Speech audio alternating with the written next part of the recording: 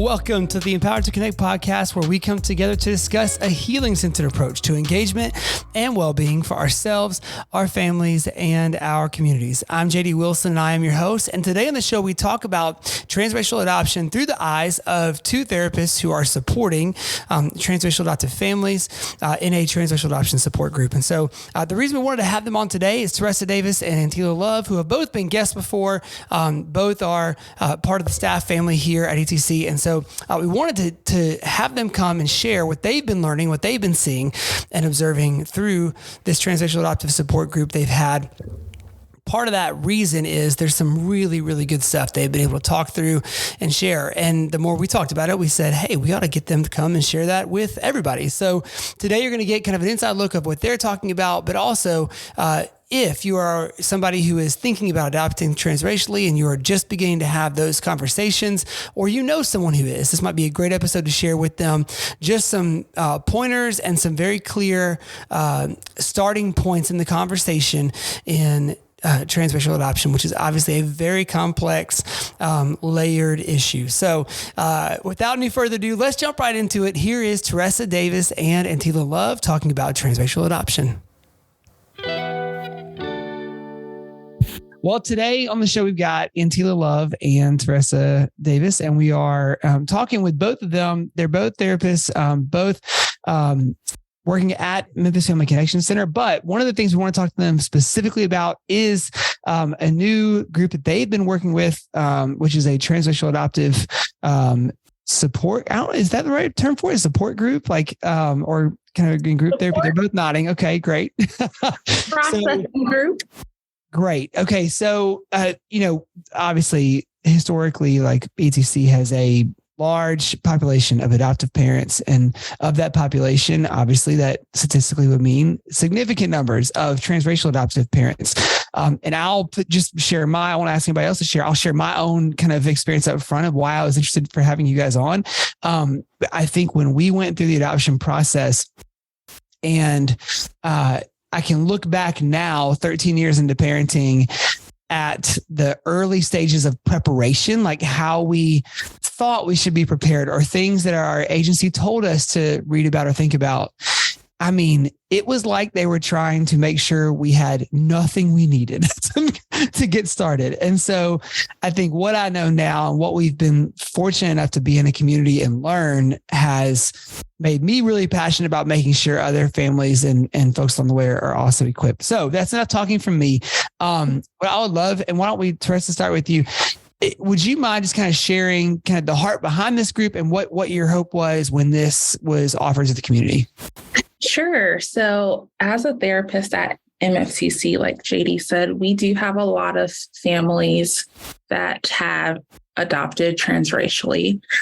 So I have some clients in particular who I know are struggling with things such as like, how do I talk to my kids and my family at large about like race discrimination and different things like that. So this group came about with that thought, having a safe space for parents, guardians, we don't discriminate anyone who would like to really just join in and get some information on how do I have these conversations that can be really difficult, that can be really uncomfortable.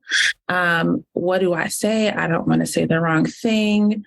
Also, with these topics, we can't expect certain people to educate us, right? So we want to make sure that we are talking with people who have the capacity to help educate and help us kind of decipher, how do I do this? How do I walk this road that can be challenging at times?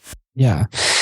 Anteelah, kind of along the lines of that, I mean, so you're a parent as well and familiar with the foster care system, and you've kind of come at this in a more unique angle as somebody who has started your counseling career after becoming a parent, all of that.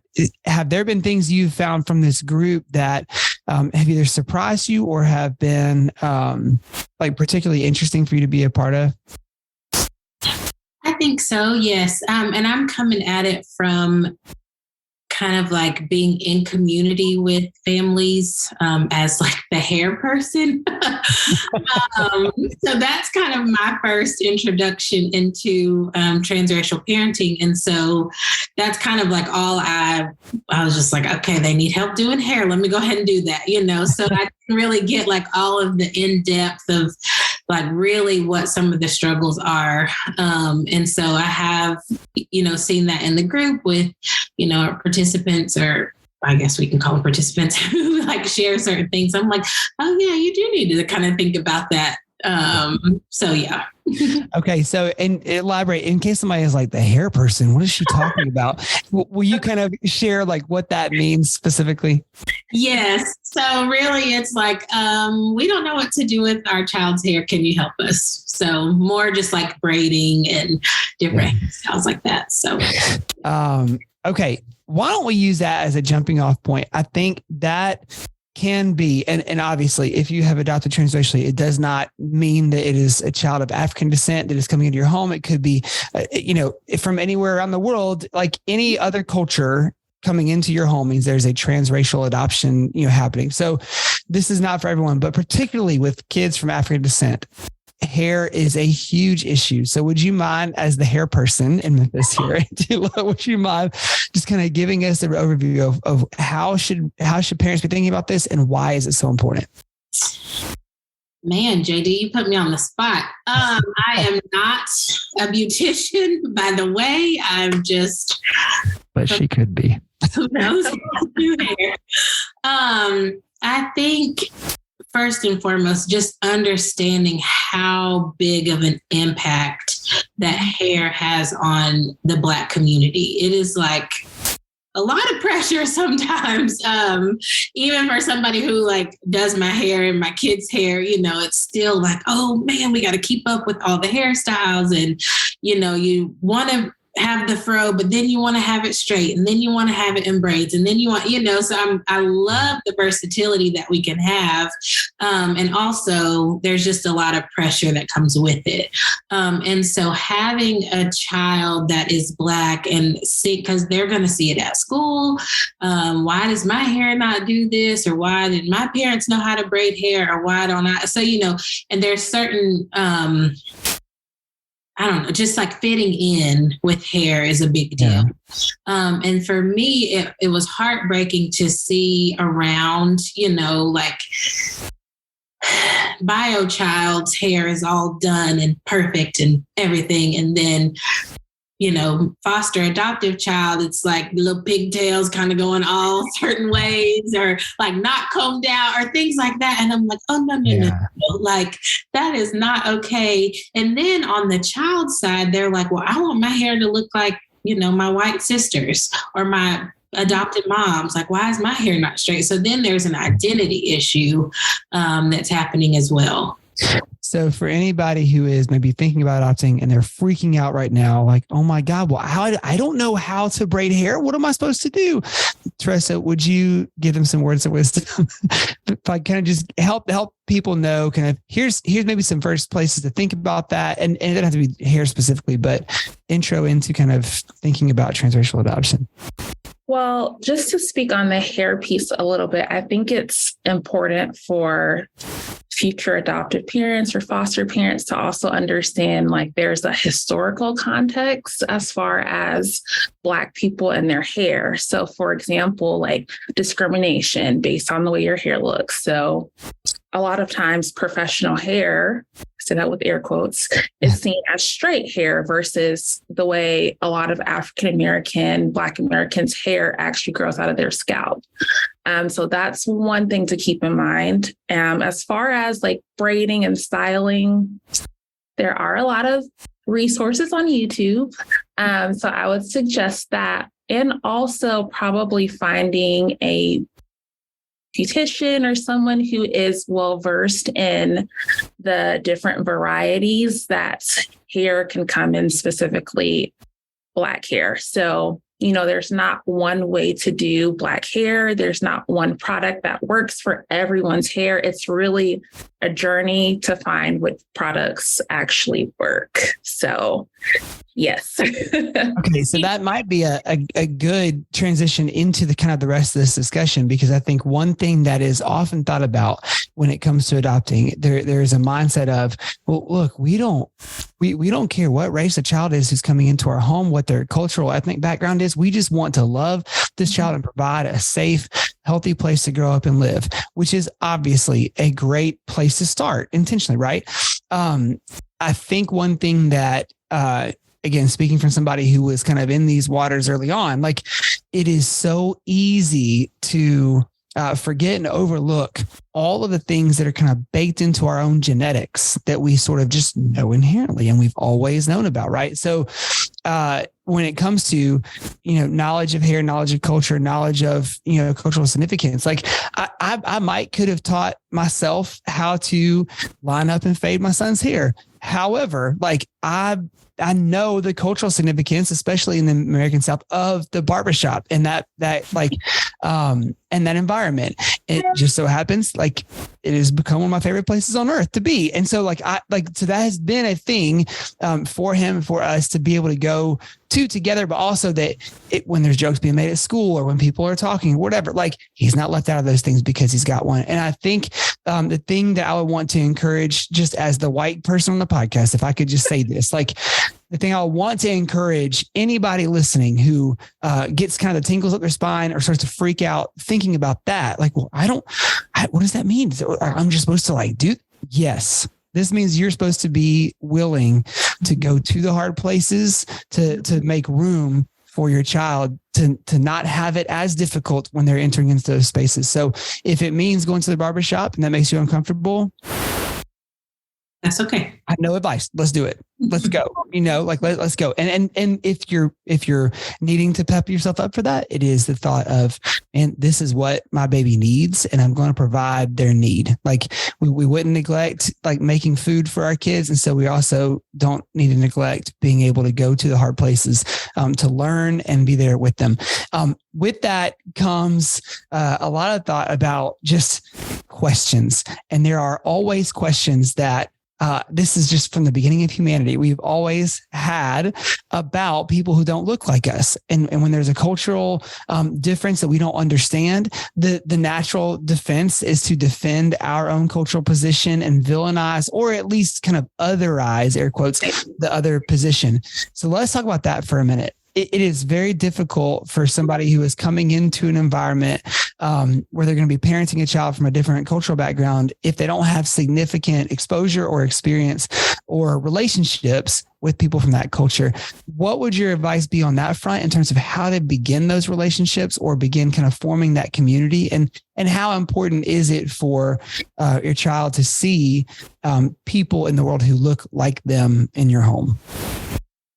I think one of the first steps to even backtrack a little bit is it's okay for you to see color. Like, I want you to see that I am a Black woman, because we are treated differently sometimes, and we also experience the world differently because of our skin color. So I think that's the first step, is just to acknowledge that, hey, we are a different skin color, and that might mean we've had a different experience in life.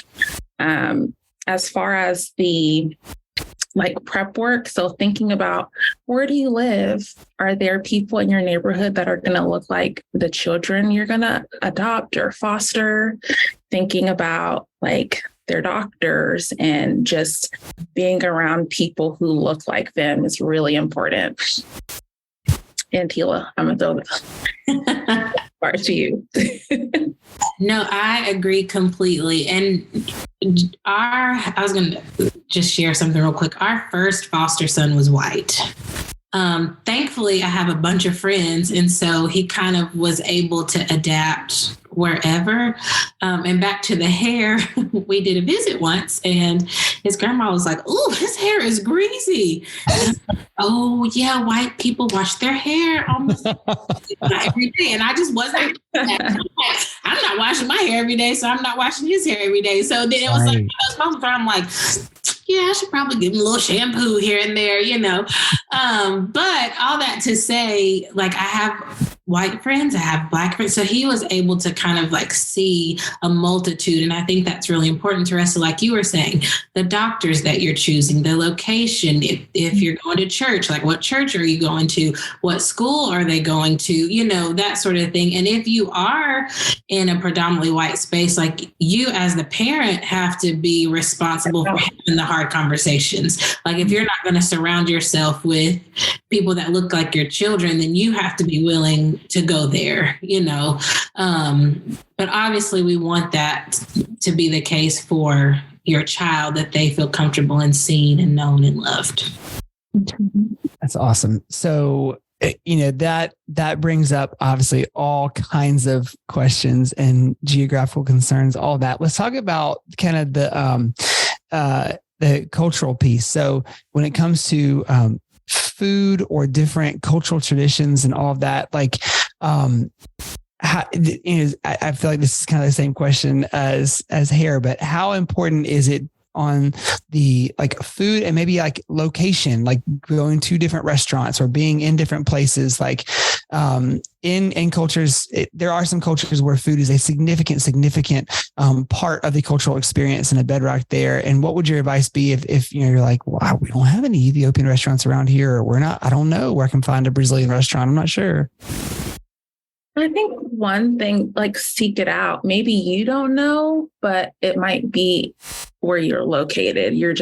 Maybe you don't go on that side of town, or you don't know people that have been there. So Google is a great resource sometimes. In this case, it definitely would be one to just search. Also, maybe one like fun thing you can do with your child is try to cook the food together. Like it might, you might have to go through a few trials, but just give it a try and to show them that you are willing to learn about their culture and help them learn about a part of their culture as well. What if you do that and your kid's like, I don't like Vietnamese food. This is not my thing. Is that okay? I think I would kind of explore why. Like, why don't you like it? And after that, like, if it's truly they don't like it, okay, that's fine. Maybe we explore, like, I don't know, fashion, movies, like still trying to look at their culture, but maybe just from a different angle. And Anteelah, I think, one question that kind of brings up for me is within each culture, there are stereotypes, and then there are the entirety of the cultural experience where there's a huge variety, whether it's fashion, whether it's food. I mean, if we just think about like the white American experience, like if we're just putting if I'm putting myself in this conversation and I think about the experience of like growing up white in Iowa is extremely different than growing up white in Atlanta, Georgia, right? So like I have a completely different set of musical preferences and food preferences and all that because I grew up in a different region of the country of origin for me and for my family. Like, and so when it comes to that individualized expression and all that, do you have any guidelines for how to kind of talk your kids through as they are beginning to just sort of explore their identity? And how do you keep that from being something that they feel they have to live up to? And how do you allow them to explore it and find their place within it? That's a great question. I need a minute to think about that. And I will say, being from East Tennessee and then coming to Memphis, like even that was a big deal. You know what I mean? Yeah. Like, I would come here and I'm like walking around campus, like smiling at people and they're like looking at me like, what is wrong with this girl? But that's what I was used to in Johnson City. Like people smile at you and they just, if you make eye contact, there's more than likely a smile that will follow. And that didn't happen here in Memphis. So just like the air, and it's still Tennessee, like I'm still in Tennessee. So just like the area that you're in, and I would say, and that was hard for me because even like as I got to know people, they'd be like, well, you talk white, or where are you? You must not be from Memphis. I'm like, no, I'm not, but I love it here. You know what I mean? Like I don't have to have the Memphis slang like that. I'm just not from here. So I don't know. So really just befriending people that don't look like you, I think is important. And even like, I don't know. I think the more you're open to community and different people groups and that sort of thing, you'll get that kind of holistic picture, I guess, because even being Black, it's like not all Black people are the same. Like we don't like the same things. We don't like the same music all the time. So yeah, just exposure and kind of getting out there. And I want to add to that because that's a great point. You know, there's not one way to be Black or Mexican or like Dominican. So learning, I think, as much as you can is really important to just show your children like, hey, all of this means that you're Dominican, or all of this means that you're Mexican. There's not one way you have to talk, act, or like there's not one kind of food that you need to eat to be a part of your culture, because culture is changing, it's dynamic. So like just giving them the tools to know, hey, people that look like me can like a lot of things, can eat a lot of things, is really important. Okay.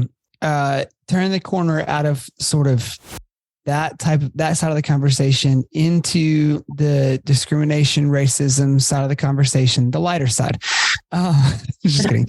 So I joke because it is so uncomfortable to think about this side of the conversation. And if you are a parent of a child, your worst nightmare is that child being isolated, singled out, and made fun of, or worse, for any reason, let alone the color of their skin or their cultural identity. And so as we've seen racially motivated shootings and hate crimes like rising in recent years, and our awareness of them rising in recent years, does that, I assume, I mean, that doubles down, obviously, the importance of having these conversations, but how do you begin preparing your kids for experiencing those things without causing them to live in fear of them? That's a really good question. And during our last group, Anteelah said something that I think really stuck with parents. So for a lot of kids of color who grow up with parents who are of color, these conversations start really young. So, you know, when you're stopped by the police, do X, Y, and Z, have your hands on the steering wheel, don't move too fast.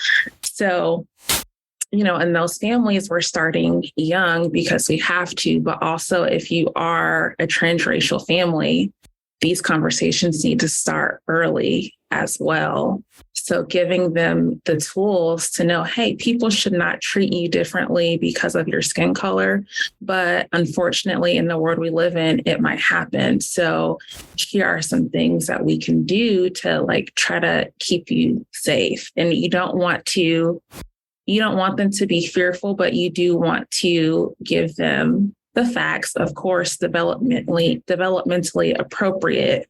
But starting to have those conversations as young as you can is really important. Anteelah, you want to add to that?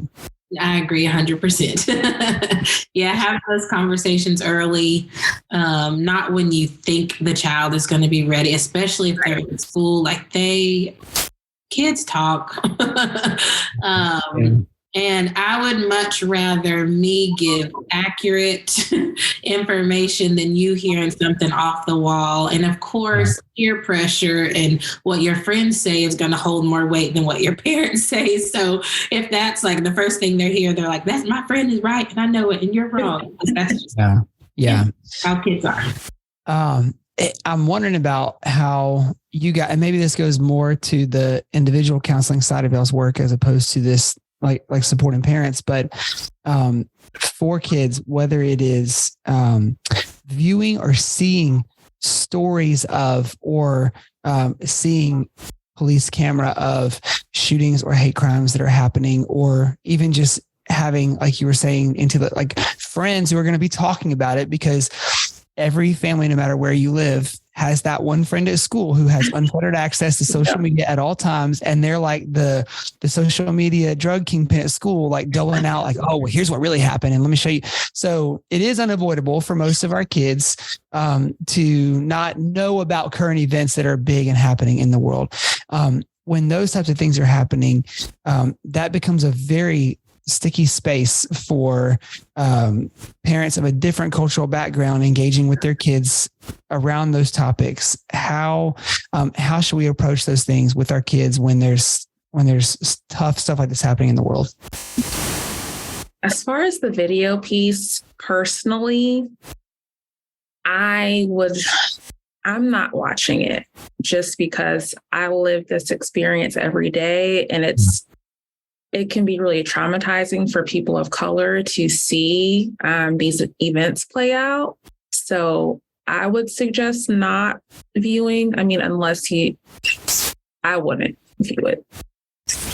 Anteelah, what do you think? Yeah, that's tough. Sometimes I think it is beneficial to actually see what's going on. On the parent side, the dismissive part of me wants to be like, you think it's hard, try walking in our shoes. You know what I mean? Like, buck up and do it so that your kids can have exposure and you can explain what's going on. But the gentle side of me is like, take your time. If you don't feel like that's what your family needs right now, then don't do it. So I think it's both and. Yeah, this is raw for all of us in the city of Memphis, because we're coming off of a pretty horrific event in the death of Tyre Nichols. And it was a conversation that we knew immediately as soon as it began to kind of bubble under the surface. We were talking about it, my wife and I, and knew, and unfortunately, even for our youngest child, who's 5, it's not even close to the first time that we've needed to talk to our kids about this, just even in the last 5 years. But that conversation gets really tricky. I mean, Teressa, you say instantly, like, I'm not going to watch that because this experience isn't. I know of this experience, and I don't need to traumatize myself by watching it. I have tended to sit more as a parent in this space who did not grow up Black and who did not grow up in a community where I was witnessing these things happening often. Like, I often side on, for me personally, being as informed as I possibly can. I think there is something to as a parent, knowing factually, because you have seen something or read details of something or learned as much as you can about a story, how horrific or not it might be. There is something really powerful about knowing that experience. You can't live that experience, but we can know as much as we possibly can. And then the community piece, would you guys speak to the power of having people in your lives from different backgrounds in moments like this, where there might be questions that you can't answer because you didn't live these experiences? Yeah. I mean, we've been talking about that the whole time, just having people in your life who you can walk alongside with and not living in isolation. Right.